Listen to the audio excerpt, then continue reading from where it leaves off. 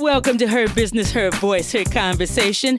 This podcast was created for the boomer woman leaving corporate, and now you're looking to reinvent yourself, become an author, an entrepreneur, a podcaster. Well, each episode will leave you with clarity. You will come away with the yes, I can and yes, I will reinvent myself mindset. So come on, let's do this.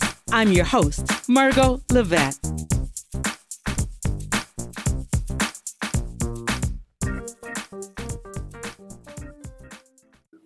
Good morning, good afternoon. Hello, everybody. Some certain time of day somewhere in this great big world of ours. I'm Margot Levette, host of Her Business, Her Voice, Her Conversation, and I am overjoyed to be here with a very special person. He calls himself the Chief Experience Officer. We're talking about Marketing Partners LLC, the founder and Chief Experience Officer, Mr. the one and only David J Dunworth. So, David, I appreciate you being here with us today.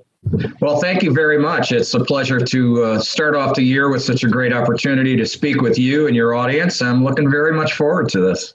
Well, if anybody can talk to us about marketing and communication and what that looks like, you are the gentleman. Let's open up. First of all, I want to say, speak about the sponsor for this show. It is Intentional Podcast. The Intentional Podcast is the platform that was set up for first-time authors, just giving you an opportunity to come on and let the world know what your book, what your product, what your service is all about. That's Intentional Podcast. If you want more information, you want to be a guest on Intentional Podcast, go to my website, margotlevette.com, fill the drop down, and let's have a conversation. So now let me scurry back to what Mr. Dunworth, David J, is bringing to us. He is the founder, Chief Experience Officer of Marketing Partners LLC. Mr. Dunworth, you create marketing communications that position your clients to be the only solution, because we are so inundated with, I can do this, I can do that for you. You position your clients to be the only solution to those of us that are looking for the doctors, the dentists, the attorneys. And our conversation today will broaden that scope so that the rest of us have an opportunity to understand what that feels like to position ourselves to be the only game in town, as someone may say. David is an international best-selling author. He is a speaker, magnetic marketing advisor, award-winning copywriter. What brought my attention to this fabulous gentleman is that on Marketing Partners LLC, he posted an article, How to Achieve Overnight Success in Much Less Time Than Normal and Live to Tell About It. That piqued my attention. So as I read this awesome article, and he being the awesome copywriter that he is, he really brought it home to the fact that we are not overnight sensations. And if a person is, that is not the norm. So first of all, let me welcome you again, David. I appreciate you being here. And let's dive right in. Let's talk about this thing of overnight success, overnight gratification, making $1 million from everybody overnight. How does this work when we are actually dealing with marketing? Well, it's an interesting question, and thanks for the wonderful introduction. But let me be blunt, if I can, for your audience, so that they make no mistake about what I'm going to say. Is that it takes blood, sweat, and tears to be an overnight success, and it sometimes takes 40 years of practice to be that overnight success. So, you hear about people in celebrities in music or in the movies and that sort of thing, and they come out of nowhere, and they're an overnight success. Well, they've been in the trenches for 15 years, honing their craft, learning how to do what they do best, and getting on a track that makes sense for them to achieve their goals. And that's what a lot of entrepreneurs tend to think it's going to happen. Well, if I put up a website, they'll come. Well, if I write a blog, they'll come. If I post on social media every day, they'll come. Well, that's not necessarily true.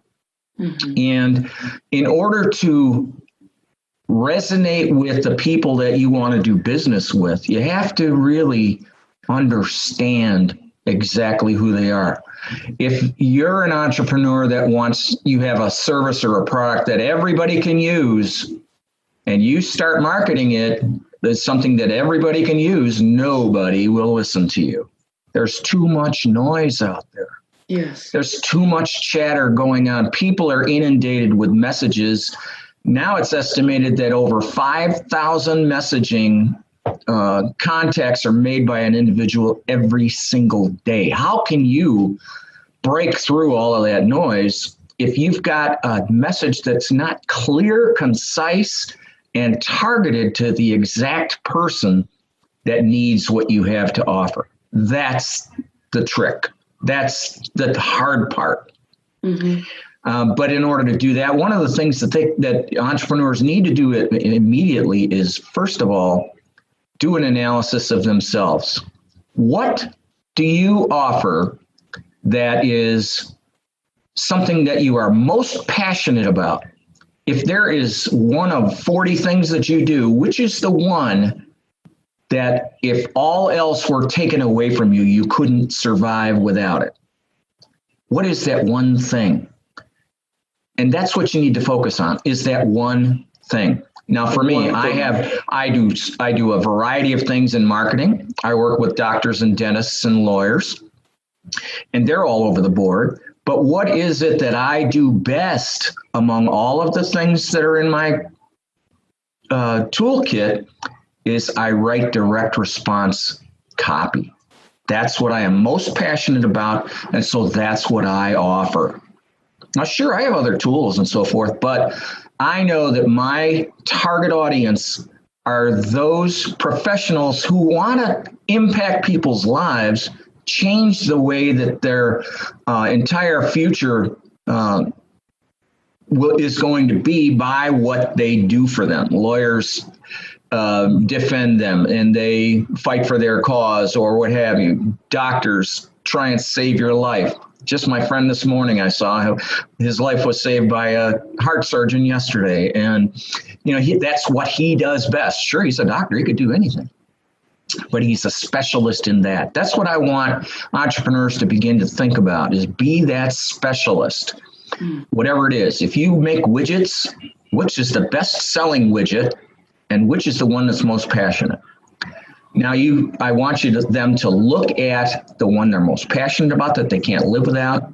And then I also want to look at their inventory of services or products and say, okay, on a transactional basis, which is the most profitable? So we've got a dual examination. We've got passion and profit. Now, neither one of those are bad.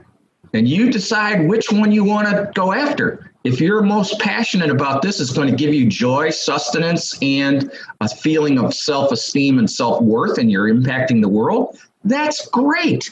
The world needs that. You get as much money as you can with the specialty and the services or products that you have. That's fine too. Mm-hmm. If you work hard and long, and you will be that success in either way. My personal belief is, and I don't judge my clients, whatever way they want to go is how I help them. But my belief is that if you work with your passion, the money's going to show up anyway. Say that again, please. Say that again. If you choose to work with what you're most passionate about or what brings you the most money, choose either one. It's okay.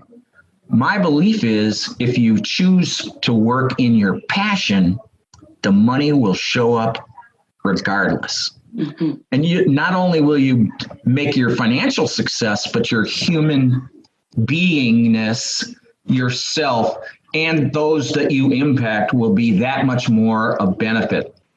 Yes. So that's what I encourage, but obviously there are those in the world of all different flavors, all different perspectives that say money comes more important to me than anything else. Well, that's fine.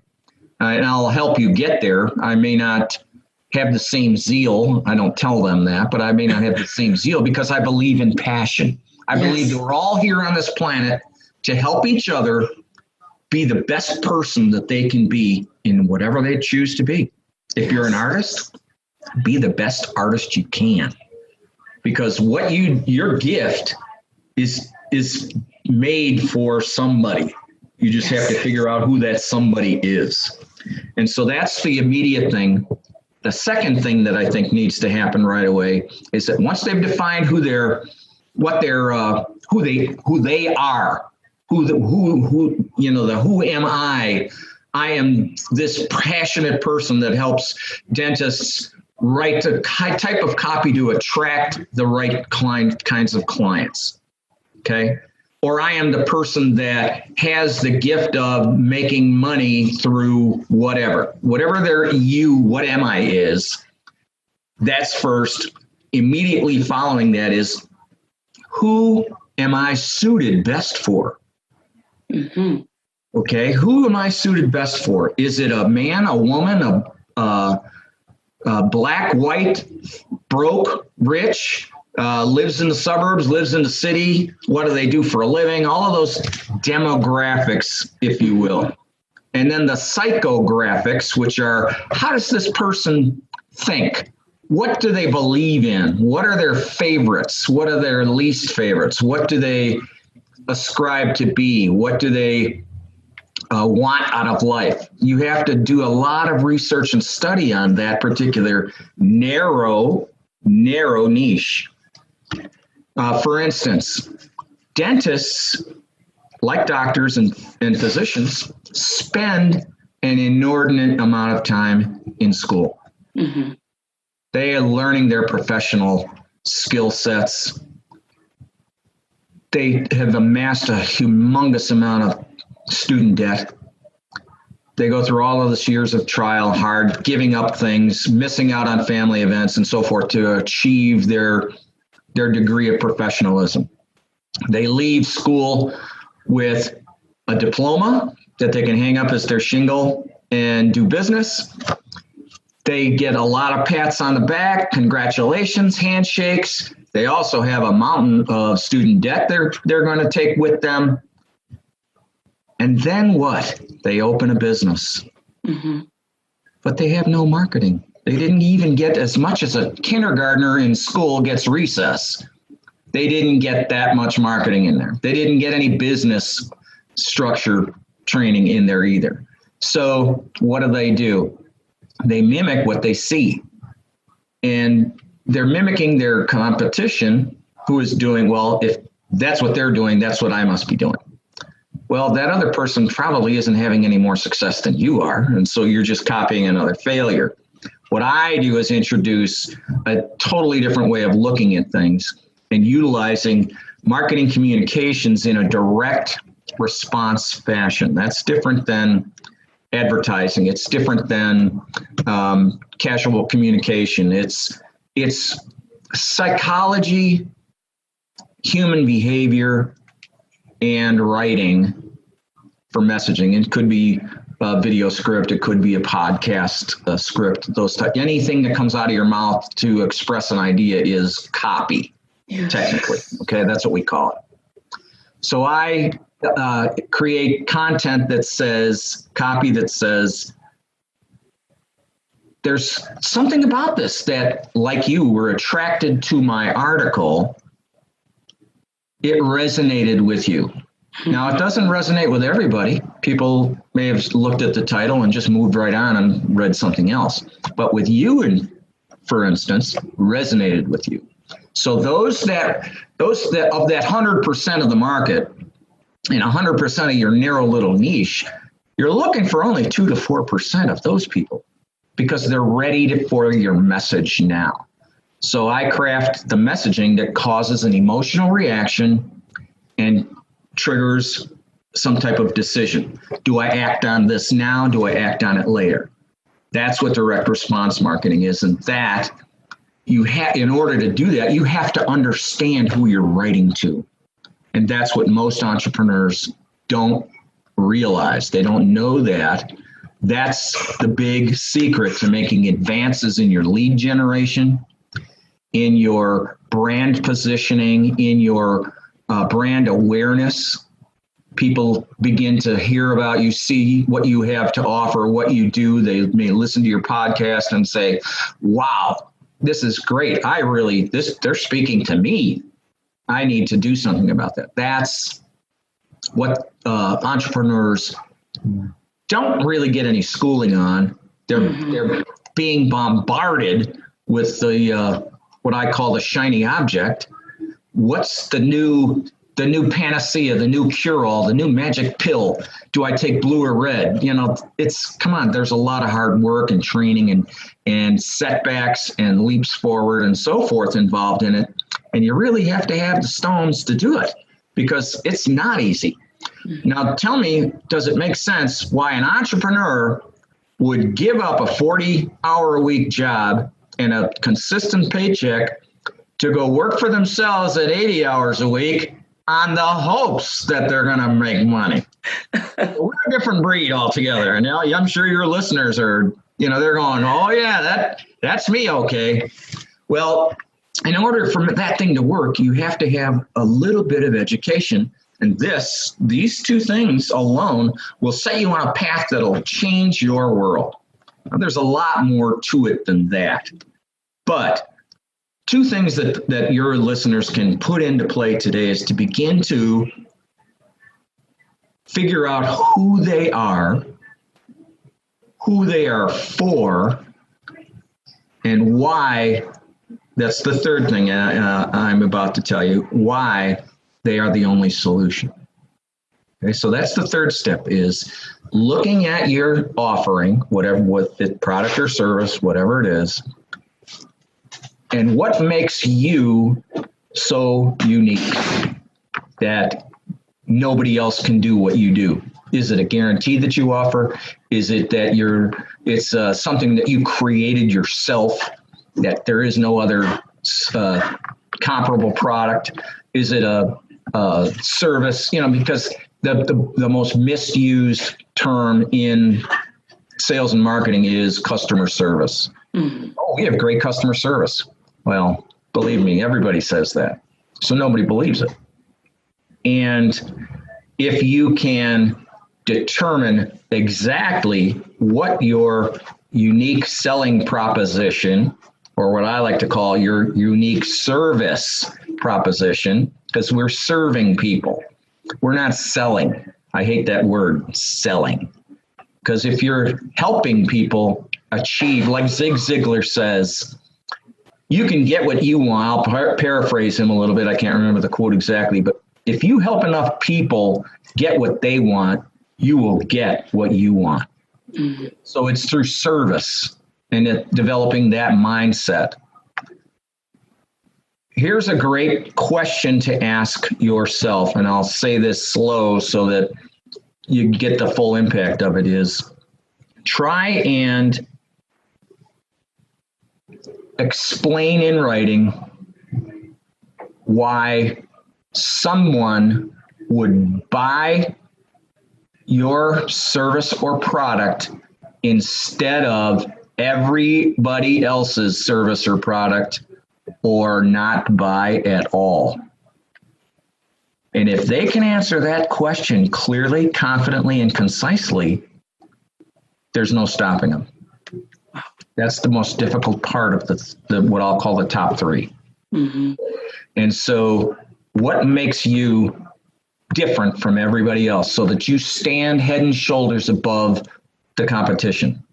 And if your messaging is tied to that USP, that selling, that service proposition, you will begin to get noticed, and you will be able to build upon that, so that as you continue to add meaning and value and build your awareness, your brand awareness, people will begin to take notice, and people will begin to be drawn to you like a magnet to steel filings, like a moth to a flame, or any of those other little cliches, because you're giving your target audience something that is relieving, that making their life better, relieving a pain point. See, I'm going to give you a personal thing that I do. In my research, I have found that, and I work with dentists more than any of the other practitioners, because dentists are the ones who take on almost $1 million worth of debt to open an office. Wow. They all go to school and they all spend a fortune on schooling, but physicians can go work in a hospital. Attorneys can open a practice, and they have office rent and a copier and all that kind of stuff. But a dentist, to have enough sufficient equipment in an office, can cost almost $1 million. And they've already realized after a couple of years that the dreams that they had are not turning out right because there's not enough patients. Why isn't there enough patients? Well, for whatever reason, they are not attracting the right type of client. They're doing things that, may be working against them. And they're also, the sad fact is that of all practitioners, dentists have the highest rate of suicide of any practitioner, because the stress is enormous in opening a business. As an entrepreneur, just opening a small business is incredibly stressful. Well, imagine having $1 million worth of student loans and then adding another $1 million in debt, and then having no physical or mental education on how to make your waiting room fill up. That's an incredible amount of stress, and that's why I work so much closer with them, is because I feel their pain. Mm-hmm. I was once made a lot of money. I was a very wealthy man, and I got swindled out of, let's just say, millions of dollars. And so 20 years ago, I was living in a car in Detroit in the winter. Mm. Because of that swindle, it turned me into such a mentally ill entrepreneur. It almost finished me. But I have the iron will to succeed, and nothing could keep me down. And I worked my way back to now. So I know what pain and depression and anxiety and stress can do to a family, yes. To not just the individual, but the family. And so that's my mission, is to help as many dental practitioners as I can turn the corner, grow their practice, and make it a thriving business that they can then build to the point where they can sell it, or they can will it to their children or whatever, and make the life that they dreamed about. Sometimes people call me the guy who restores dreams. Well, I think that's kind of corny, but I'll take it. I'll take it, because that's exactly what I try to do. They had those dreams of a lifestyle. In fact, my guess is that at graduation, when they got all those pats on the back and the student debt and the handshakes and the attaboys and the attagirls, and they probably took their family on a luxury vacation to show them, this is the lifestyle we are going to enjoy, because I am going to be such a successful doctor, lawyer, dentist, whatever. And then a couple of years of pain and business lack of success diminishes that, and they're wondering, should I even be in this business? And that's why you're seeing so many corporate dental companies come now. It's because the failure rate in dental is a lot higher than people expect. They think, well, the dentists, that's high paid, they're very expensive, they must be fat cats. Well, not as much as you think. Mm-hmm. So if your entrepreneurial audience can look at those three things, they will be yards and in a very short time, miles ahead of their competitors. And if they study direct response marketing and the tactics and strategies that entail in that, they will separate themselves quickly from the competitors, because Nobody uses it. Nobody knows it. It got its beginnings in direct mail. Mm-hmm. When I mentioned that, well, direct mail is dead, isn't it? No, the internet hasn't done it. In fact, it's better than it ever has been. Wow. Because when you look at email, it's a 6% open rate. True. Direct mail, if it's crafted properly, has a 96% open rate. So now oftentimes people sort the junk mail over the wastebasket, and that one goes in there without even opening it. That one goes in there. This one, oh, that's a bill. Oh, this is junk. But if they have a message and they show up better than anything else, people are going to go, oh, what's this? I'm going to take a look at that in a minute.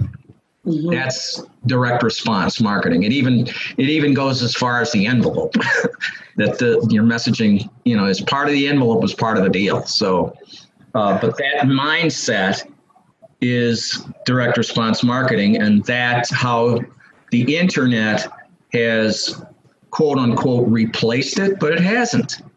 It hasn't. We're being bombarded with digital messaging 24/7, 365. And the alternative is to go in direct response messaging so that you stick out, so people pay attention to you. Writing a headline that says, hey, read me. When you read the paper, do you flip the page and only pick the articles that make, that caught my attention? Is that good? Nah, that doesn't make enough sense.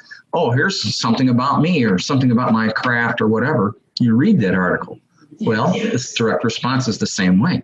Of all of the messaging that goes, those one or two things that connect with you they draw you in. And that's the type of marketing that I propose to my clients and utilize with my clients.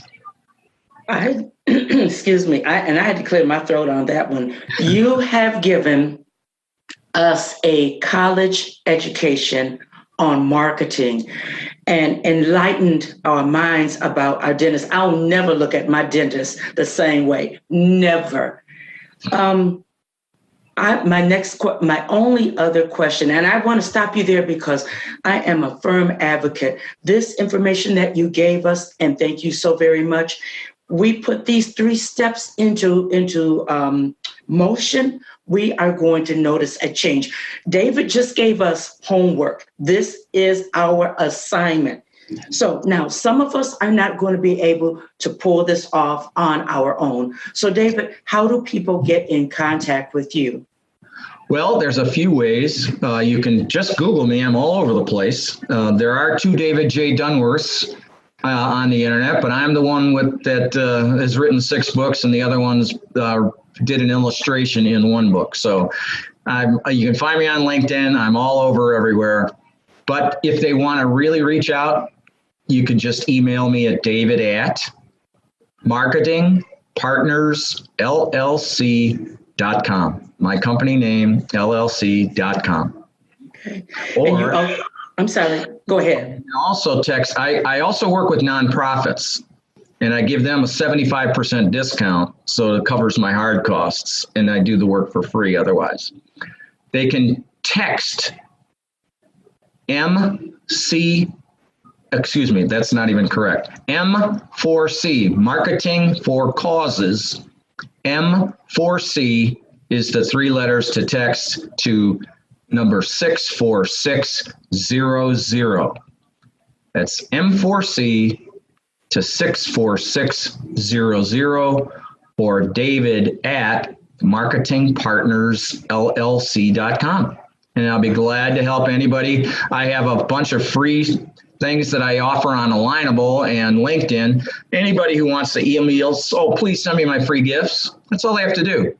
If they email me for that, I will send them at least a half a dozen free things that will help them immensely. I'm a big believer in paying it forward because the universe has taken very, very, very, very good care of me. I tend to call it God, but you can call it whatever you want. But I'm a firm believer in helping as many as I can. Yes, because you are a servant. I get it all back. I get it all back in multitudes. So, wow. I am speechless. And I thank you so very much. You just finesse, as Bruno Mars says, you just finesse this conversation with so much information. So I'm not going to belabor it. I'm not going to try to go back over. And you have set the stage. We are starting out this year, great guns. And I just can't thank you enough. I really appreciate the opportunity to share what little bit I do know with you and your audience. I just love these types of opportunities. I don't get a lot of them because I'm so busy. I should have my own podcast, but I don't want to steal your thunder. But yeah, it's always a good time to share what I can. I truly believe that. Well, so. I love what you said so much and I am feeling what you said about the dentist until I'm going to go ahead and make sure that I target this out to dentists in particular here in the South Bay area, because there are a lot of them.